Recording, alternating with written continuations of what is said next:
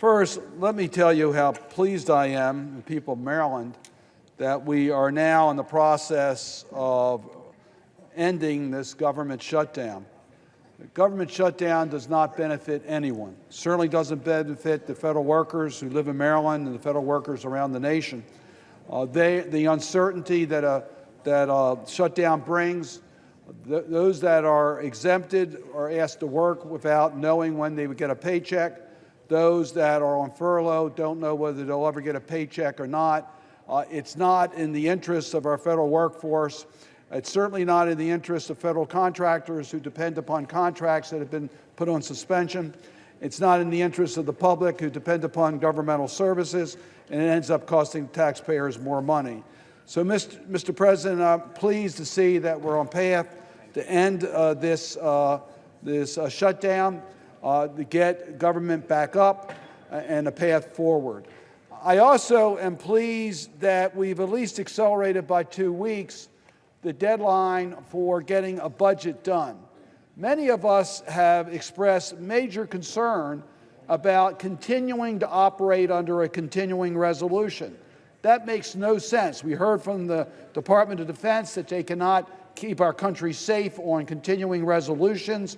We know that agencies, when they're trying to plan their mission, cannot operate on continuing resolutions. For the public, continuing resolutions state that we're going to operate on last year's budget. It doesn't reflect this year's. It doesn't reflect this year's priorities, and that's what we should be doing every year. So, in this case, the Republicans control the House, the Senate, and the White House. We would think that a budget could have been done by October 1, which is when the fiscal year began, October 1 of last year. We're now approaching 4 months under the FY18 budget, and we still don't have a budget.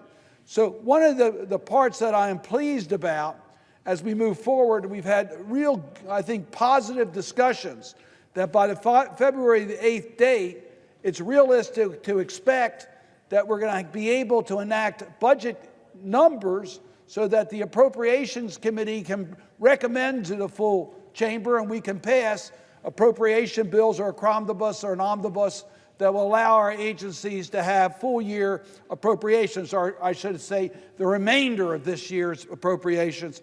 And I certainly hope that will include FY19. That would certainly be the best, and that it will be balanced between the needs of the Department of Defense and the non-defense agencies. We have critical functions that require to have a full year of appropriations for, including our national defense, Department of Defense, our State Department, the Department of Health, and the work that's done in National Institutes of Health, the Food Safety and the Federal Drug Administration, the ability of the Social Security Administration to deliver checks to our seniors and to take care of our health care needs. All that requires that we have the predictability of a budget. So I'm pleased that we were able, during this debate, I wasn't pleased we had a shutdown, but I'm pleased that during this debate, we had great discussions among Democrats and Republicans that we are committed to bringing out a budget by February the 8th so that we can give that type of predictability to the people of this country. That was one of the principal frustrations that many of us didn't want to go for another continuing resolution without knowing how we're going to deal with the budget. There are some special needs that we've had particular attention to that we really also need to get done by no later than February the 8th. One of that is the opioid funding. Opioid funding, clearly, it's in our national interest to recognize that we have a national crisis. Every community in the country is suffering from the opioid crisis, and we need to make sure that we give the wherewithal for the federal government to be a strong partner in dealing with this crisis. Many of my colleagues have talked about disaster relief. We certainly need to give help to the communities of Texas and Florida, the Puerto Rico, the wildfires of West.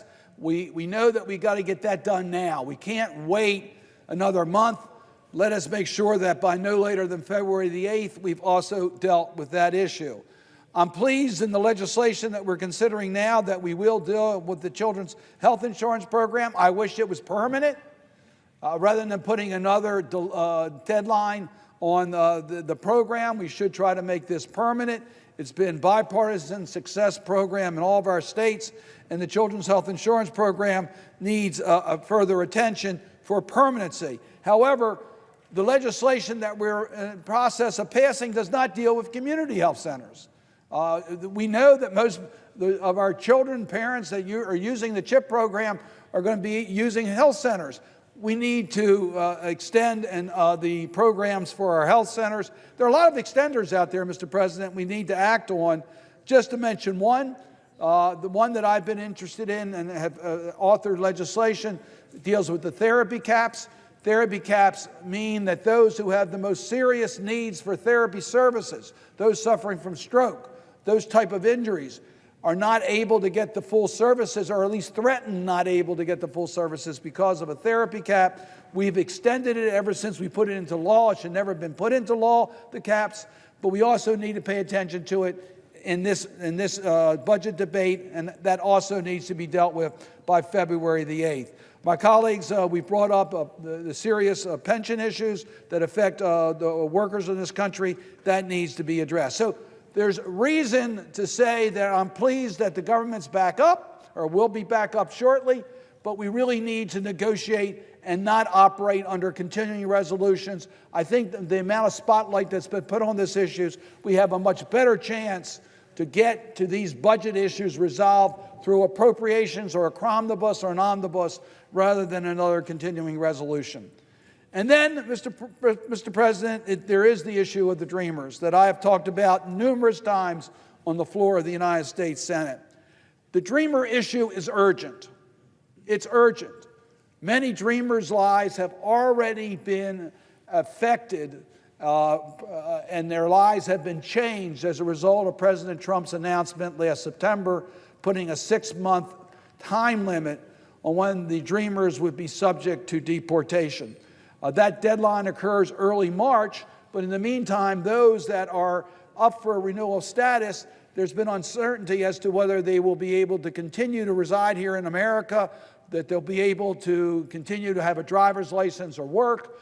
They feel like they have, and they do have, a date on the back of their body saying that they expire on a particular date. That anxiety needs to end. It should never have been started under President Trump's edict in September, but we need to respond to that in an urgent way. So I was very pleased that we have a commitment from the majority leader that by no later than February the 8th, if we have not passed the bipartisan DACA protection, Dreamer protection bill, that we will have that bill on the floor of the United States Senate in a manner in which the majority, that the Senate can speak.